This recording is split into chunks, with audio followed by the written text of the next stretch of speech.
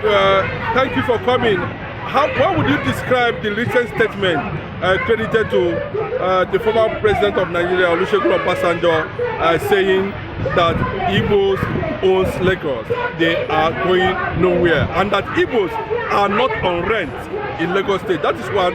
Two, Ohaneze Igbo has also come out to commend Lagos State Governor and the deputy and other leaders of Yoruba extraction, who has said one or two things about that Igbo must go campaign. What's your reaction to that? God bless you, my brother, and God bless Biafra, and God bless Igbos. God bless those, some Yorubas, who recognize the importance, the advantage of the Igbos, especially in their land, because take it or you leave it, Lagos is not Igbo land. It's a Yoruba land. Igbos are strangers here. All that statement and a kind of sweet mouth that some Yorubas like Olusegun Obasanjo and the rest are using, they have looked into it and they see that true, if Igbos should participate or back on that statement, it is a kind of straight way to what we are agitating for.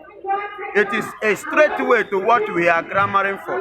So they are looking for a way to curb that mindset, that spirit, that anger already in us.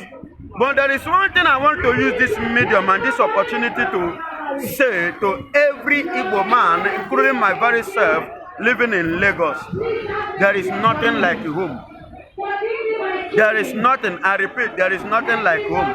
First and foremost, remember your home. Let's go first. Let us go first. By the time we go, then we can think of coming back and live in Nigeria. Whosoever that cares to come and live in Nigeria is free to come back and live in Nigeria, precisely Lagos or any part of Nigeria. But as it is now, let us think of going first. They have thrown that wall to enlighten us, for us to realize ourselves and to correct our mistakes and to correct our mentality before. You know, like I said, we contribute to 70-80% development of Lagos State, which they know that by the time we pull out, it will be difficult for the Yorubas to have such development, even among themselves, beside the Igbos. So I believe that what Obasanjo and co are saying, or what they are trying to do, including the Lagos State government, was he not the one demolishing our business, demolishing our buildings? Then what happened now? So definitely, every Igbo man should have this at back of his mind, that all this statement is a camouflage, it's a scam. I don't buy the idea and I don't take it. But I'm not forcing anybody. It is a choice. But as for me and this opportunity, I am telling every Igbo man, prepare to leave Lagos. Go first. Let Biafra go. If you can come back, you can come back and do your business. If you go to Ghana, you see Igbo man. If you go to England, you see Igbo man. Any part of the world you go, you will see Igbo man. It is normal. But first and foremost, let's have a nation of our own, in one accord, with one spirit and one mind. God bless you. Okay. You mentioned mistake. We've seen Aguiyi trusting his ace for one, and in the past they failed him. We have seen Ojukwu doing the same thing. At the end, they disappointed him. We have seen mistakes like that, like you pointed out, and I believe that it's high time for Igbos to learn. We have seen Ononuga, a presidential aide to Tinubu, saying that Igbos are behind the protest. Later, we discovered that Igbos were not behind the protest. We have seen the Oba of Lagos, Rwanda Akiolu, making a statement that Igbos should be thrown to the lagoon for supporting or not supporting any party at the end of the day, you know. And this thing keep on happening, you know. And some people are saying that, you know, Igbo should not be pushed too much at this point. What's your reaction? They have pushed us enough. Someone like me, based on the things which the people you have mentioned, I have used what happened to them to learn a lesson. There is an adage that says, use what happened to your brother and correct yourself. So to me, I am speaking by myself and on my own opinion, which I am entitled for. It is not compulsory that every Igbo man should live in Lagos, even when we have Biafra. It's not compulsory. It is a choice. If you want to remain a slave, as they said, you remain as a slave. I could remember Mr. President making such statement during his campaign in Ekiti. He said Yorubas are not slaves. Who then is a slave in the country? And Sally Dokuba coming out saying Igbos are slaves. You know, all these statements based on what has happened in the past. In this country, just like what I was meditating as I was coming, how can you in a family share a property you do not remember nor share with the firstborn of the family? Because Biafra senior Nigeria. Are you getting it? So we are the senior. So senior need to be recognized in the family if you want him to be part of that family. And since we are not recognized, we are being maltreated. So senior have every right to separate himself from that family. Okay. As it stands now, and what do you think should be the fate of Simon Ekpa, between Simon Ekpa, Finland, and Nigerian government, considering the fact that the Foreign Affairs Minister here in Nigeria made a statement signaling that there might be a kind of arrest threat on Simon Ekpa, even though the Finnish Prime Minister Alexander Stubb has distanced himself from any statement in that regard. What's your view on that? My own point of view is this. I believe that the woman responded based on the way the question was thrown to her. That was why she responded like that, the way she responded. And which I believe is not today that Nigerians have been finding a way to repatriate Simon Ekpa, which is impossible, and it will remain impossible until the due time. Until the what? The due time.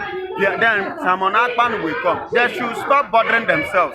Simon Ekpa is coming, and he will come at the appointed time when we will have Biafra. Okay, the governor, the speaker or deputy speaker of the House of Assembly, Benjamin Kalu, said that anything that is happening in Abia State now is temporary, that APC is going to take over Abia State, that he cannot be the sixth person in that position and allow another party to take over Abia State. And what does that actually mean? Listen and listen good. Is APC his birthright? Or is it not a shame that a major ethnic nationality cannot even attain the position of presidency in this country? He's threatening a party in his own state. That does not, I don't understand. God bless you, my brother.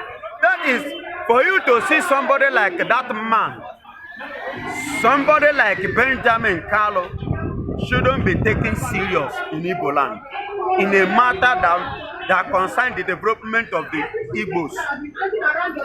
Yes, he should not be taken serious, and they should ignore him. They should not take him as one of us, because it's like the man is playing hanky-panky.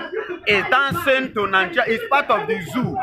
It's one of the Finnish government, so it shouldn't be recognized in Igbo land. How can you see the light? You are not appreciating the light. You are preferring darkness. No, tell me, you see something good for the very first time in Abia State. For the very first time, for the past how many decades, people have ruled that state without any good result, without development, without something good, without any good achievement. Somebody who has people at heart has come to the power and is displaying it and showing it to you and I, so that you and I that are from the east supposed to embrace him. Are you getting it? With our two hands, our beloved son. Yes, as a good son who have us at hand. I am not surprised. People like him are the people that betrayed Nnamdi Kanu. Nnamdi Kanu is well to do. He has everything at his own reach to take care of his family till he died. But he chose to surrender all those things and sacrifice himself for the good of the Biafrans generally. That is to tell you that this man called Benjamin Carlo has nothing good. He doesn't have any good intention for the Biafrans, not to talk of the Biafra land.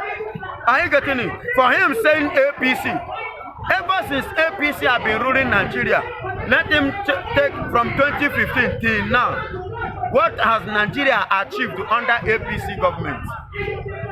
Let him tell me the positive things Nigerians has achieved or gained from APC government. Let him mention one. Hunger is the achievement. Maltreatment and rigging of election is part of the achievement. Starvation is the achievement. Suppressing and oppressing people is the achievement. Is that what we should continue? Is that what he wants us to continue living by? Or should continue experiencing in this country? Look at APC government. Ever since they enter power, how much is Nigeria owing today? But when PDP was there, other party was there, they cancel our debt. We pay our debt. But now we are not able to pay that. We only manage by management to service debt. Not that we are paying. There's a difference between servicing and paying. We are not able to pay. We are only servicing. That means there is no hope. No hope in Nigeria. And no hope from APC. Are you hearing it? It was in APC government that Nigeria, our presidential plane was seized for the very first time in the history of this country called Nigeria. What a shame. And you are still saying APC taking over Abia State, where good things is happening. That means this man hates Igbos. He's an enemy of progress. He's an enemy of success. Please, APC must not step into Abia State. Let him remain where he is. On the last note, how can we get seaport, airport in preparation? Why is it that we are not seeing, airport and seaport in Biafran land up to now? What is actually the problem? And what do you think that Igbo billionaires should be doing at this point in time? Listen and listen good, my dear beloved. The Nigerian government knows that once we have seaport, Lagos will dry. Once we have international airport and seaport in Biafra land, Igbos will go. Look at, there was a time I could remember during Jonathan time that we have an international airport. Do you know how many people that left Lagos? Yes. Let them allow these things to take place in the east. You will see all this development that Igbos are wasting, spending their money in Lagos. We will not spend it again. We go to our land and develop it. And that is why they don't want us to have it, so that there will be no development in the east. And Benjamin Kano was there, or is there, telling us that we should allow APC to take over Abia State. Are you getting it? No, these are the things. They don't want anything good. They don't want the development of Biafra land. They don't want it. That is why they don't want that. I could remember back in the days during Obasanjo tenure, Aton Zerebe, I could remember he raised it in the National Assembly. He said if Nigeria cannot even, especially that Onisha bridge, that River Niger, he said they cannot do that. They should permit him to do it. I mean, Senator Aton Zerebe then, he said he want to do it, but they refused. Because they knew it within them that once starting enter there. And it's one of the things that will be used to campaign, and which they don't want. That was why they rigged the election.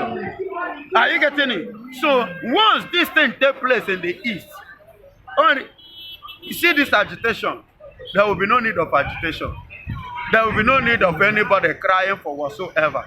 You will see us develop our land, because we have God to give us the strength and the wisdom to do that.